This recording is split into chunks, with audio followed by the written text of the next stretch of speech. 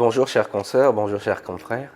C'est un plaisir de vous retrouver aujourd'hui pour parler de l'axe digitalisation, de la liste Ensemble, bâtissons notre profession. C'est un axe qui me tient particulièrement à cœur parce que je suis un technophile dans l'âme. Et je suis convaincu qu'une profession comme la nôtre ne peut prospérer si elle n'intègre pas cet aspect fondamental qu'est la digitalisation. Pas juste chez les grands cabinets, mais également chez les moyens et les plus petits.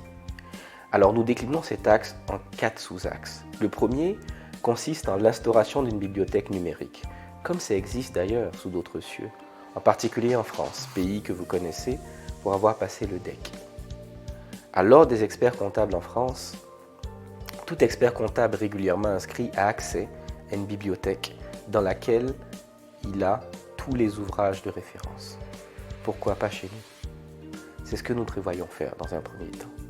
Dans un second temps, nous voulons accompagner les experts comptables dans la digitalisation de leur cabinet. Donc mettre en place des outils digitaux simples, à commencer par un cloud optimisé, qu'ils puissent travailler de façon collaborative avec leurs collaborateurs, ainsi que pourquoi pas avec les autres confrères, dans le cas de missions faites conjointement.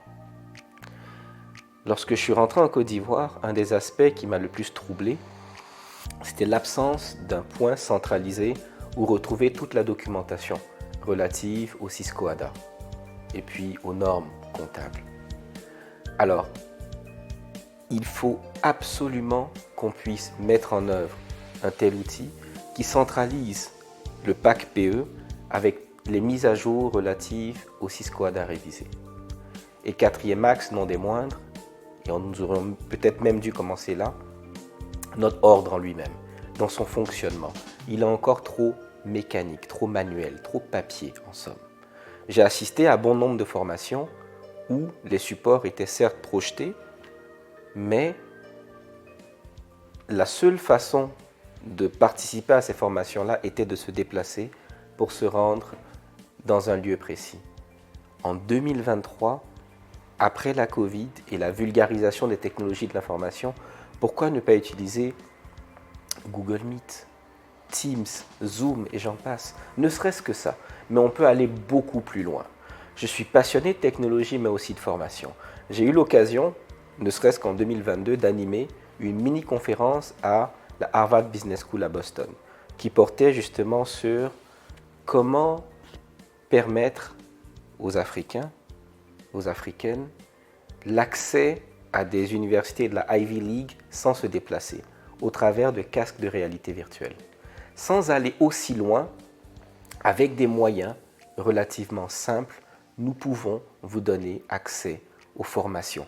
Pourquoi 251 personnes cotiseraient pour payer des formations auxquelles à peine 20% peuvent physiquement assister? Que votre absence physique ne vous empêche pas de suivre des formations sur les thèmes de votre choix. Vous aurez des formations adaptées, appropriées, étalées dans le temps et de façon accessible sur vos différents appareils. Ceci est notre engagement vis-à-vis de vous. Alors, chers consoeurs, chers confrères, je vous prie de vous déplacer massivement le 21 décembre pour voter notre liste. Ensemble, bâtissons notre profession. Je n'ai pas dit ma liste, ni la liste de la consoeur Pascal, j'ai dit notre liste. Parce qu'il s'agit de travailler ensemble à faire en sorte que notre profession soit comme ça. Nous vous attendons le 21 décembre. Merci.